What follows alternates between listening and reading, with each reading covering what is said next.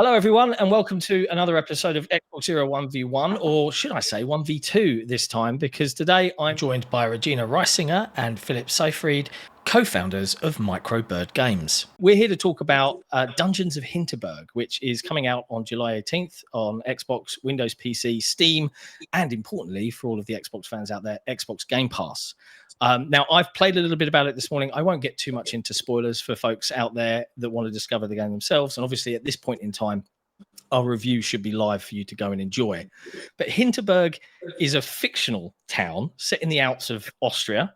It's a booming vacation spot because in this world, magic is real in this particular spot of Hinterberg. And people are coming there as tourists to go on adventures and take on dungeons and level up and do all kinds of crazy stuff that we'd normally do in video games, which is pretty unique, but it's actually based on a real place. So I just wanted to invite you guys to talk a little bit about how did you come up with the idea of taking the real place, I believe it's called Hallstatt, and bringing it into Hinterberg?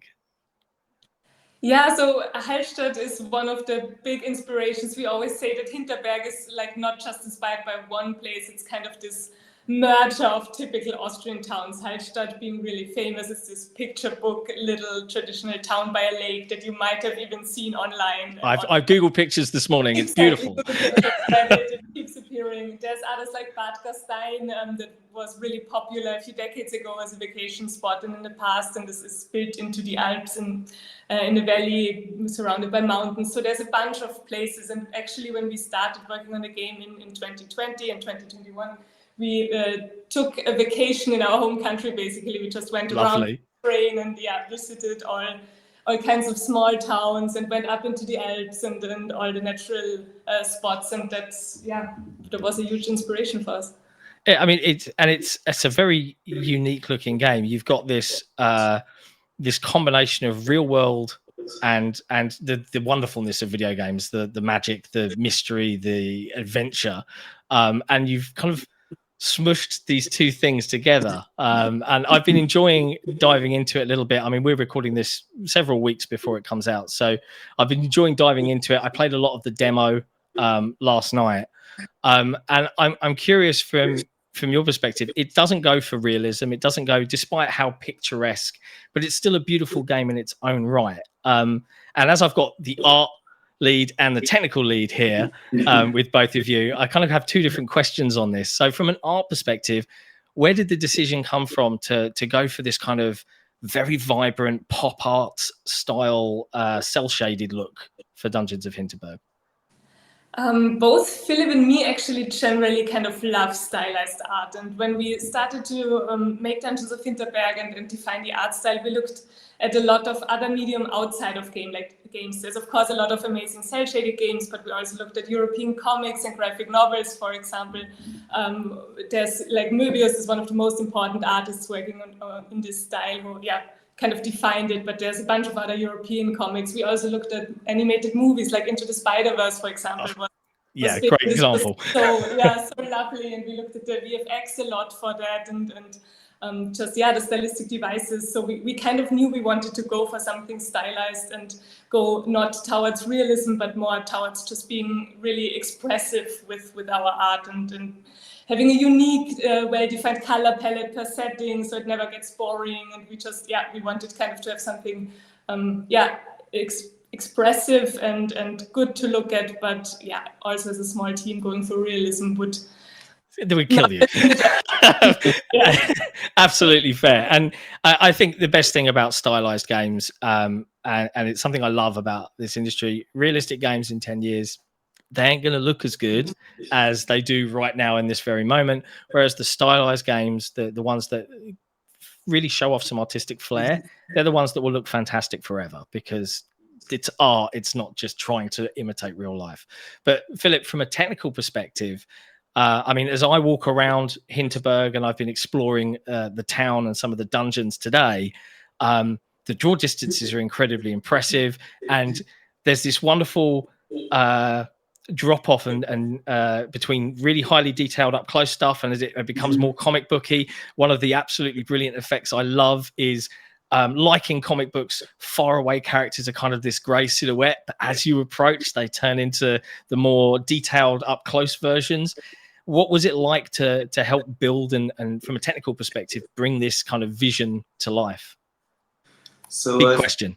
Yeah, I've been mostly a programmer for the past 15 years or so, but I also started out as a media artist, and I'm a graphic designer by training. So I'm also really interested in the intersection of art and stylization on the one hand, and the technical side of things, graphics programming, shader programming on the other side. So we sort of had this constant conversation going of what could we do in terms of post-processing or in terms of just interesting rendering effects.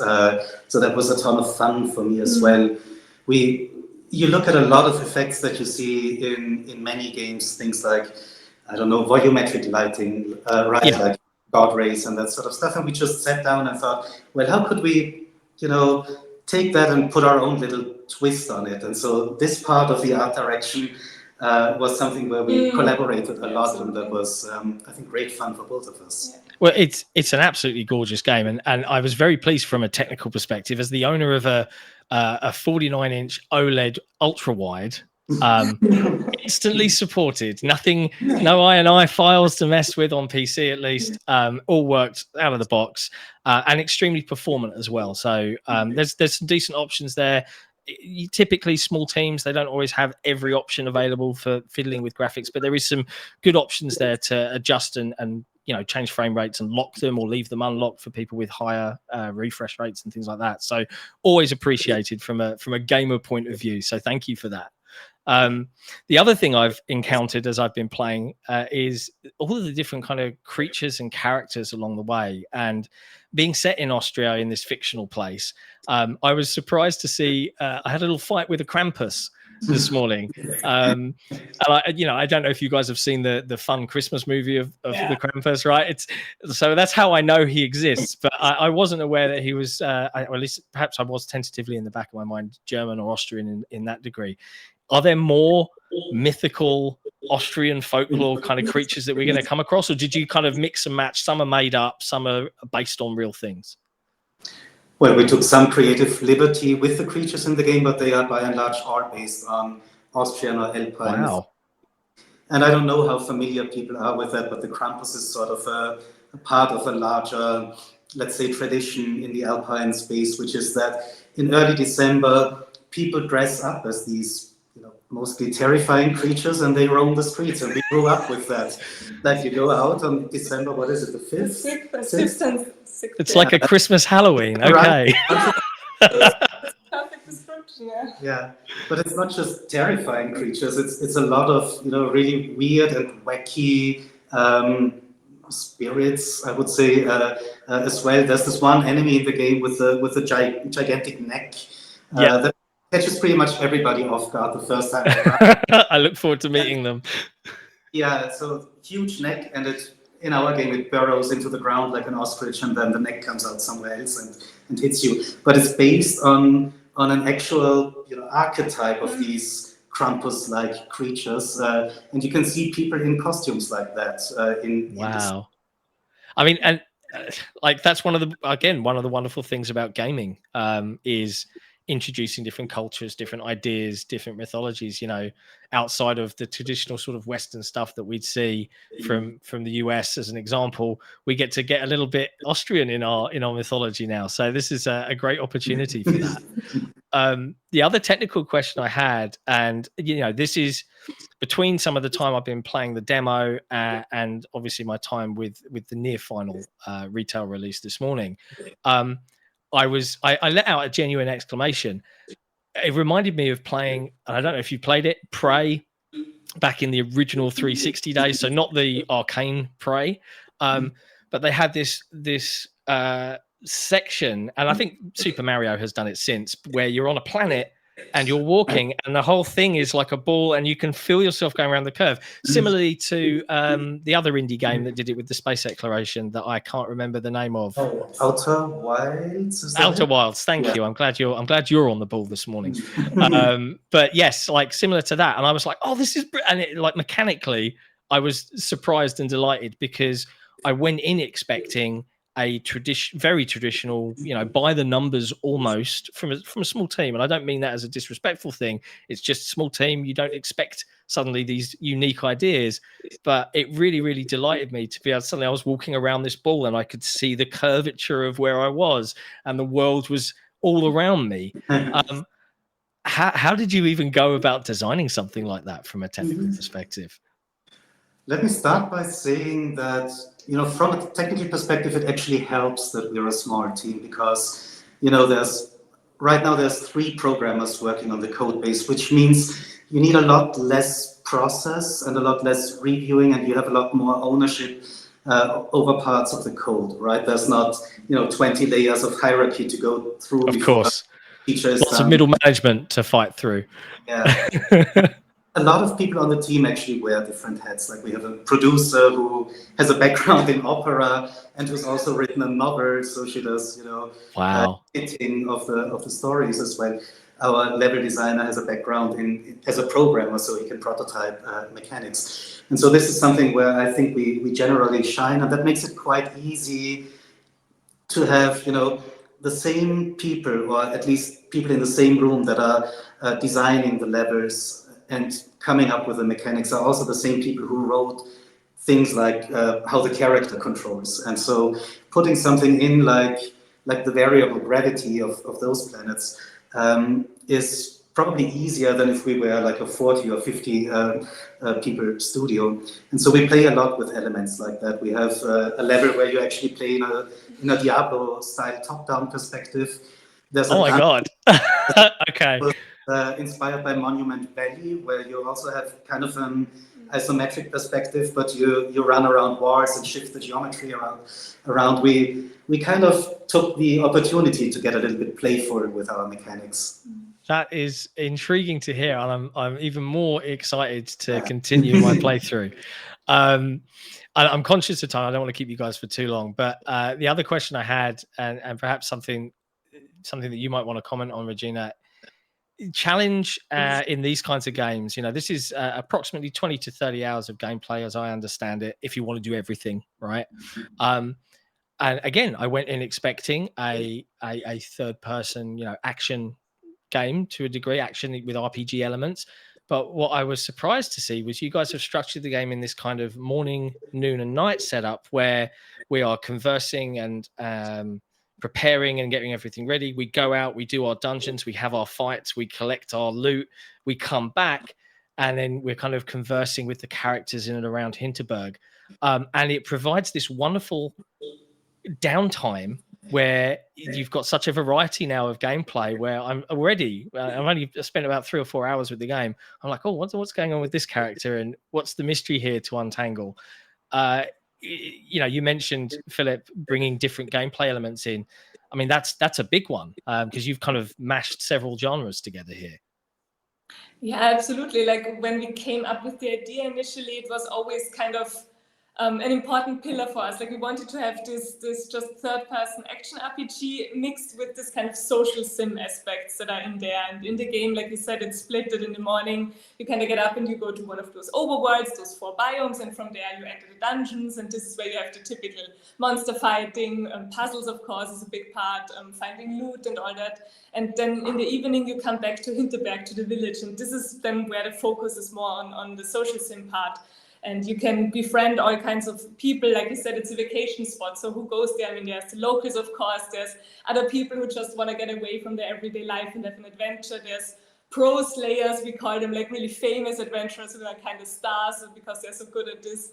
And you get to hang out with all of them. And as you forge friendships with these NPCs, you get, of course, rewards from increasing kind of your friendship. So you can get, additional special attacks. You can unlock little gameplay systems. You can get valuable pieces of gear. So it kind of also is there to help you then again for the next day for the dungeon exploration part. And that's amazing. Yeah, like we really wanted it to not just be 2 separate parts, but that the parts inform each other. And we always say people can kind of play it or approach it as they would approach their vacation. They can be super action adventure-y and try to do a new dungeon every day, or they can be a bit more chill, and you can also in a biome just decide to hang out at a scenic spot for a day, then you go back and socialize, and this can also make the game a bit easier, of course, for you if you want to play it in a more chill style. So yeah, we wanted to leave that open kind of to everyone. It's a wonderful idea, and I'm loving how it's coming together so far. So I'm really looking forward to getting stuck in more. Last couple of questions for you guys. You mentioned Microbird is a very small team. I think something like 10 or so developers between all of you. And we've seen, we can't avoid the headlines over the last couple of years of the AAA industry struggling a little bit, and just seeing the passion off of both of you about your game is infectious, and it's lovely to see. And we've seen it across the industry as well. While AAA games are struggling, we're seeing a lot of indie games surprising people from teams no one's ever heard of. Suddenly they've got the big hit on their hand, from Pal World to the single developer Balatro, as an example, which is a game that has eaten up far too much of my time so far this year. How important is it? Like you mentioned, Philip, keeping your team small is a benefit. Is that something you're going to look to continue to do as Microbird kind of focuses on the launch of Hinterberg and beyond? Are you going to try and keep that agility? Is that valuable to you, or do you look to grow in any capacity? It's valuable to us, but not so much because of the industry at large.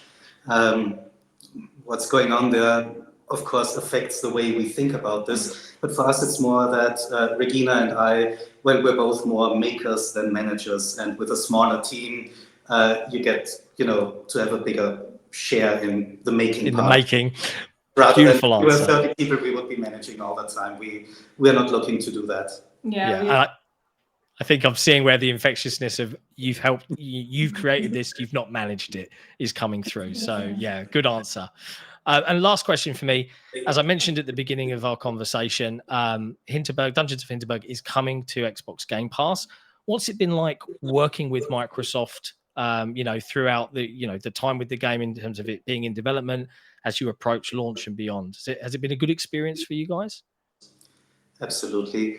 Last year we were at Gamescom, and they actually set up this wonderful booth in like their private press area for Dungeons of Hinterberg. We were one of a handful of games there. Everything was taken care of. They invited a ton of journalists, and we just had to demo the game, and getting this sort of treatment for a small developer, that is, we were blown away coming into that room.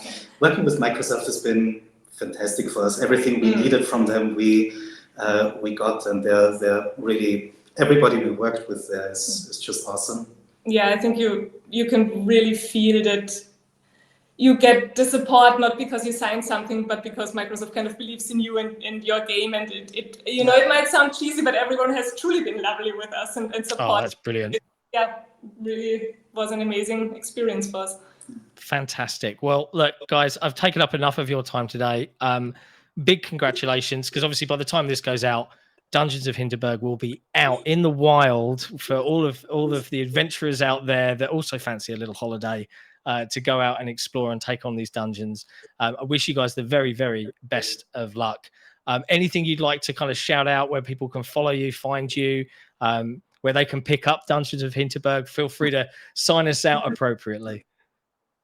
You can always join our Discord. We are, of course, also on Twitter or X. We're on TikTok. And the game will be coming to Game Pass, PC and Xbox and Steam. So we're really looking forward a lot to see people playing. Excellent. Brilliant. Thank you so much, guys. For those watching, Dungeons of Hinterberg is out presumably today. Go out and add it to your download queue now, or drop a purchase on Steam, Windows PC, or obviously the Xbox Store. Regina, Philip, thank you so much for your time today, and best of luck for launch. Thank you. It was lovely talking to you. Absolutely. Appreciate it.